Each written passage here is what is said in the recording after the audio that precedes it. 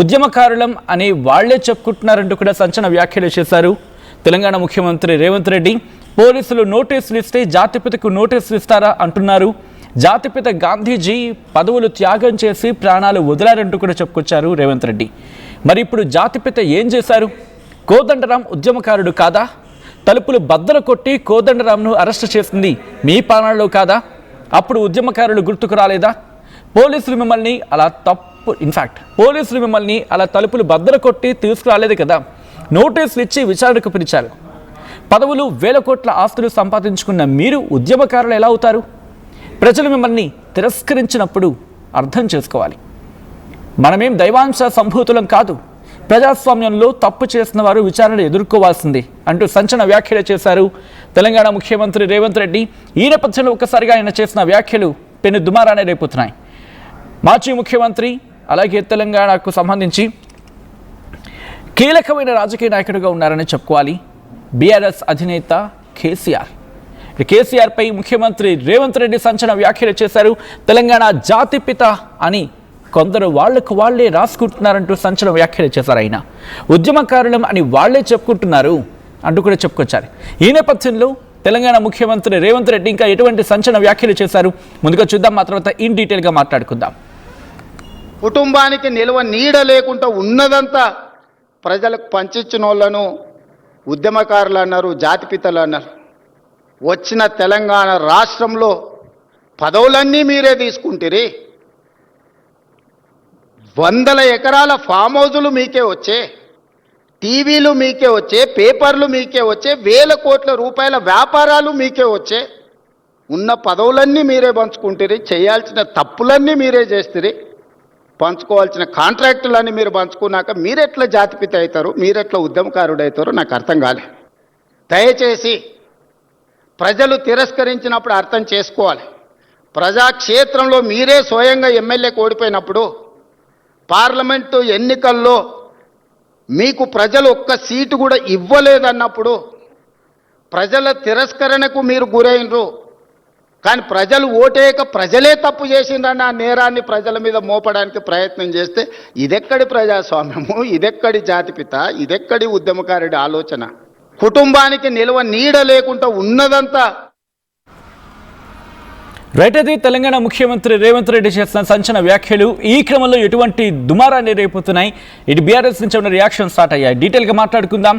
మా ప్రతినిధి మధు అప్డేట్స్ అందించేందుకు సిద్ధంగా ఉన్నారు. మధు, ఇటు ముఖ్యమంత్రి రేవంత్ రెడ్డి చేసిన వ్యాఖ్యల నేపథ్యంలో బీఆర్ఎస్ నుంచి ఎటువంటి రియాక్షన్స్ వస్తున్నాయి? At the same time BRS దీని మీద ఏమంటోంది? అంటే బీఆర్ఎస్ పార్టీ నుంచి హరీష్ రావు మాజీ మంత్రి రెస్పాండ్ అయ్యారు. ఎందుకంటే కేసీఆర్ బీఆర్ఎస్ ముఖ్యమంత్రికి రేవంత్ రెడ్డి కౌంటర్ ఇచ్చినటువంటి నేపథ్యంలో ఈ రోజు రావి నారాయణ రెడ్డి సంబంధించినటువంటి హాల్లో మాట్లాడుతున్న సందర్భంలో ఉద్యమకారులమని వాళ్ళే చెప్పుకుంటున్నారు, తెలంగాణ జాతిపిత అని కొందరు వాళ్ళే రాసేసుకుంటున్నారు.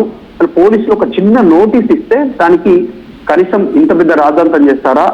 మరి ఆ రోజు గాంధీజీ పదవులను త్యాగం చేస్తారు, ఆ రోజు తూటాలకు ప్రాణాలు వెళ్ళినటువంటి సిచ్యువేషన్. అట్లాంటి పరిస్థితుల్లో మరి ఆయన జాతిపిత ఈ రోజు జరుగుతున్నటువంటి సిచ్యువేషన్ లో ప్రొజెక్షన్ అవుతున్నటువంటి కేసీఆర్ జాతిపిత అనేటువంటి విధంగా మాట్లాడారు.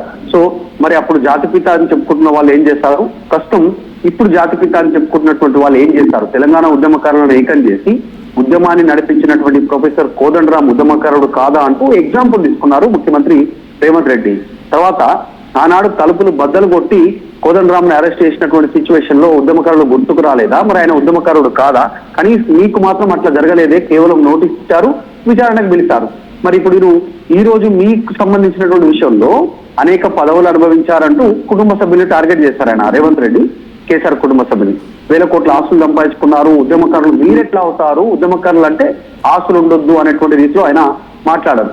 ఈ రోజు మీరు ఓటమి చెందితే 10 సంవత్సరాల తర్వాత ప్రజలే తప్పు చేశారు, కాంగ్రెస్ కు ఓటేసి అనేటువంటి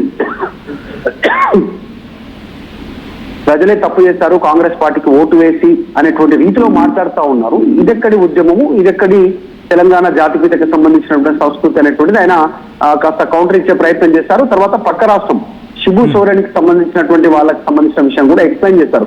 వాళ్ళే విచారణ ఎదుర్కొన్నారు, జైలుకు పోయినటువంటి పరిస్థితి. ఈ రోజు తెలంగాణకు సంబంధించినటువంటి విషయంలో జరుగుతున్న పరిణామాలు మేమేదో దైవాంశ సంభూతులం, మేమే దేవుళ్లకు ఈక్వల్ అనేటువంటి రీతిలో ప్రొజెక్షన్ చేసుకుంటున్నారు కావాలని. ఇది అత్యంత బాధాకరం. ప్రచారం చేస్తున్నటువంటి వారు కావాలనే ప్రజాస్వామ్యంలో తప్పు చేసిన వారు ఈ రకంగా ప్రొజెక్షన్ అవుతా ఉన్నారు గొప్ప వ్యక్తులుగా. కానీ ప్రజాస్వామ్యంలో తప్పు చేసినటువంటి వారు విచారణ ఎదుర్కోవాల్సింది అనేటువంటి ఒక ఘాటు కౌంటర్ ఇచ్చారు. అంటే విదేశీ పర్యటన తర్వాత ముఖ్యమంత్రి పాల్గొన్నటువంటి మొదటి పబ్లిక్ కార్యక్రమం ఇది. ఆ స్టేజ్ కార్యక్రమంలో ఆయన డైరెక్ట్ గా బీఆర్ఎస్ సంబంధించిన ప్రెసిడెంట్ కేసీఆర్ కానీ తర్వాత బీఆర్ఎస్ పార్టీ చేస్తున్నటువంటి ఆందోళనలు కానీ ఆయన డైరెక్ట్ గా టార్గెట్ చేస్తారు. రేవంత్ రెడ్డి టార్గెట్ చేస్తూ కాస్త ఘాటుగానే మాట్లాడినట్టుగా చాలా స్పష్టంగా కనిపిస్తా ఉంది. రేపు మళ్ళీ మంత్రులతో సమావేశం ఉంది ముఖ్యమంత్రికి సంబంధించి. సో దాంట్లో కూడా ఆయన కొన్ని కీలక కామెంట్ చేసేటువంటి అవకాశం కనిపిస్తా ఉంది. Alright, thanks for the update Madhu. మొత్తంగా అయితే మాత్రం ఇటు తెలంగాణ ముఖ్యమంత్రి రేవంత్ రెడ్డి చేసిన వ్యాఖ్యలు పెను దుమారాన్ని రేపుతున్నాయి. మాజీ ముఖ్యమంత్రి బీఆర్ఎస్ అధినేత కేసీఆర్పై ఆగ్రహాన్ని వ్యక్తం చేశారు ముఖ్యమంత్రి రేవంత్ రెడ్డి.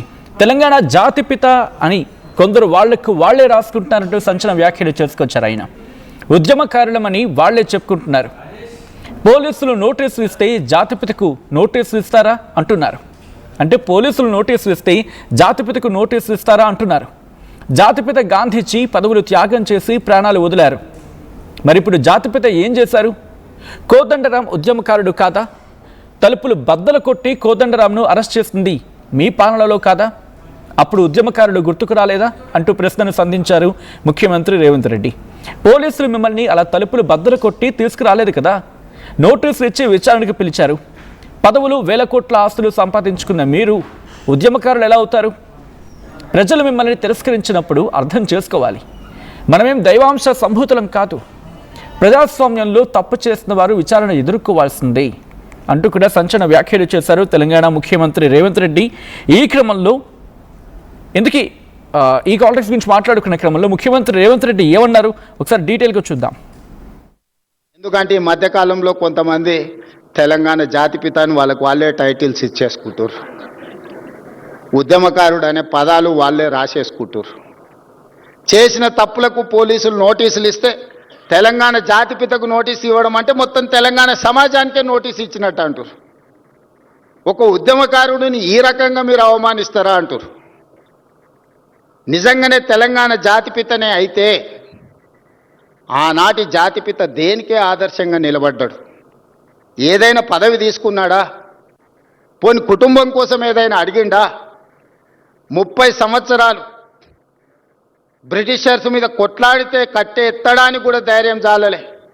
కానీ స్వతంత్రం వచ్చిన మొదటి సంవత్సరంలోనే కొంతమంది దుర్మార్గుల తుపాకీ తూటాలకు నేల కొరిగిన ఆనాటి జాతిపిత.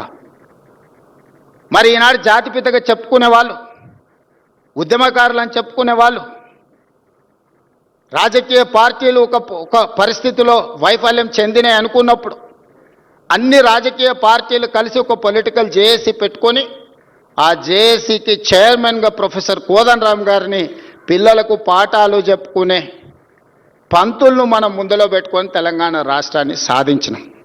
వారు ఉద్యమకారుడు కాదా? ఉద్యమాన్ని నడపలేదా? రాజకీయ పార్టీలను అన్నిటిని ఒక తాటి మీదకి తీసుకురాలేదా? కుల సంఘాలను, మత సంఘాలను, చివరికి బిచ్చగాళ్ళ సంఘాన్ని కూడా ఏకం చేయగలిగిన శక్తి, రిక్షా దొక్కుకునే సంఘాలను కూడా ఏకం చేయగలిగిన శక్తి ప్రొఫెసర్ కోదండరాం గారు ఆ రోజు బాధ్యత నిర్వహించలేదా? మరి అలాంటి ఉద్యమకారుడైన కోదండరాం గారి ఇంటి తలుపులు బద్దలు కొట్టించి పోలీసులతో ఈడ్చుకపోయేటంత నేరం కోదండరాం గారు ఏం చేసిండ్రో మీరు అధికారంలో ఉన్నప్పుడు ఉద్యమకారులకు జరిగిన అవమానం మీరు అప్పుడే మర్చిపోయినరా? మీరు చేసిన అవమానం అని నేను వారిని అడుగుతున్నా. నిన్నెవరు తలుపులు బద్దలు కొట్టలేదే, నేనెవరు ఈడ్చుకొని రాలేదే. చేసిన తప్పులకు మీకు నోటీస్ ఇచ్చారు, సార్ మీరు రాండి అని. లేదు నా వయసు కొంచెం ఎక్కువ ఉంది, మీరే వచ్చి తీసుకురండి అంటే, సరే సార్ మీరు అధికారిక నివాసం ఉంది కదా మీరు అక్కడ ఉంటూ వస్తామంటే, లేదు లేదు లేదు నేను ఎక్కడనో ఫామ్ హౌస్లు ఉంటే ఎక్కడ ఉంటే అక్కడ బాత్రూమ్లు ఉంటే బాత్రూంలోకి వచ్చి రాసుకోండి అంటే, ఇదెక్కడి జాతిపిత విధానము? ఇదెక్కడి ఉద్యమకారుల విధానము? రావి నారాయణ రెడ్డి గారి కుటుంబము 500 ఎకరాల భూమిని కోల్పోయినారు. ప్రపంచంలో ఎక్కడైనా స్వేచ్ఛ కోసము, ప్రజల యొక్క హక్కుల కోసం కొట్లాడిన వాళ్ళు